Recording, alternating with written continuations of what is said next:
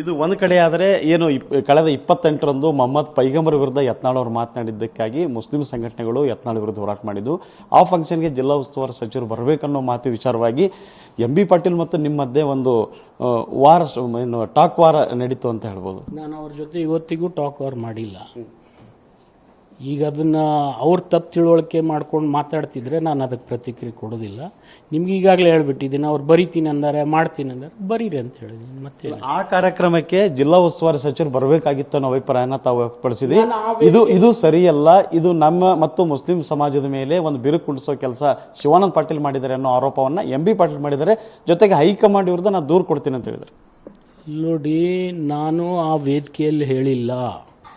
ಸುವರ್ಣ ಚಾನಲ್ದವರು ನನಗೊಂದು ಇಂಟರ್ವ್ಯೂ ಕರೆದಾಗ ಅವ್ರು ಕೇಳಿದಂಥ ಒಂದು ಪ್ರಶ್ನೆಗೆ ಉತ್ತರ ಕೊಟ್ಟಿದ್ದೀನಿ ವಿನಾ ನಾನು ಏನೂ ಹೇಳಿಲ್ಲ. ಇದು ಒಂದನೇದ್ದು. 2025-26 ಅಡ್ಮಿಷನ್ಸ್ ಓಪನ್ ಆಗಿದೆ. ನಿಮ್ಮ ಸೀಟ್ಗಳನ್ನು ಈಗಲೇ ರಿಸರ್ವ್ ಮಾಡಲು ಕರೆ ಮಾಡಿ 9900072632 ಅಥವಾ visit Saptagiri NPS university Bengaluru. ಎರಡನೇದ್ದು, ಎಲ್ಲ ಮುಸ್ಲಿಂ ಬಾಂಧವರು ಯಾರು ನನ್ನ ಕಡೆ ಬಂದಿದ್ರು ಅವರೆಲ್ಲರೂ ಏನು ಹೇಳಿದರು, ಜಿಲ್ಲಾ ಉಸ್ತುವಾರಿ ಸಚಿವರು ಬಂದೇ ಬರ್ತಾರೆ, ನೀವು ಬರಲೇಬೇಕು. ಮತ್ತು ಅವ್ರು ಸುಳ್ಳು ಹೇಳಿದ್ರು ಅವ್ರಿಗೆ. ಅದಕ್ಕೆ ಕ್ಲಾರಿಫಿಕೇಶನ್ MB ಪಾಟೀಲ್ ಏನು ಕೊಟ್ಟಿದ್ರು, ಪ್ರತಿಭಟನೆಗೂ ಮುನ್ನಾ ದಿನ ನಮ್ಮ ಹತ್ರ ಮುಸ್ಲಿಂ ಲೀಡರ್ ಬಂದಿದ್ರು. ನಾನು CM ಕಾರ್ಯಕ್ರಮ ಬೆಳಗಾವಿಯಲ್ಲಿದೆ, ಸುರ್ಜೋಲ ಬರ್ತಾ ಇದ್ದಾರೆ ಅಂತ ಗೊತ್ತಿದ್ದು ಈ ತರ ಯಾಕೆ ಹೇಳಿದ್ರು ಅಂತ ಆರೋಪ ಮಾಡ್ತಾರೆ. ಈ ಆರೋಪ ನೀವು ಹಿಡಿಬೇಡಿ. ಇದು ಒಂದು ಸಮಾಜದ ಜೀವನ ಮರಣದ ಪ್ರಶ್ನೆ ಇದೆ. ಅವ್ರು ನನಗೇನು ಹೇಳಿದರು ಮುಸ್ಲಿಂ ಬಾಂಧವರು, ನಾವು 4 ಸರ್ತಿ ಇದನ್ನು ನಿರ್ಣಯ ಮಾಡಿ ಮುಂದೆ ಹಾಕ್ತಾ ಬಂದಿದ್ದೀವಿ. ಇವತ್ತು ಅವ್ರು ಬಂದೇ ಬರ್ತಾರೆ, ನೀವು ಬರಲೇಬೇಕು. ಹಾಗಾದರೆ ಮುಸ್ಲಿಂ ಮುಖಂಡರು ಏನಾದರೂ ಏನು ಗೊಂದಲ ಆಯ್ತಾ? ಅವ್ರು ಹೇಳಿದ್ರು ತಪ್ಪು? ಅವ್ರಿಗೆ ಕೇಳಿ. ನನ್ನ ಕಡೆಯಿಂದ ಏನು ಸ್ಪಷ್ಟೀಕರಣ ಕೊಡಬೇಕಿತ್ತು, ಯಾವ ಮುಸ್ಲಿಂ ಬಾಂಧವರು ನಾನು ಹೆಸರು ಹೇಳ್ತೀನಿ ನಿಮಗೆ, ಯಾರ್ಯಾರು ಸಿಕ್ಕಿದ್ರು.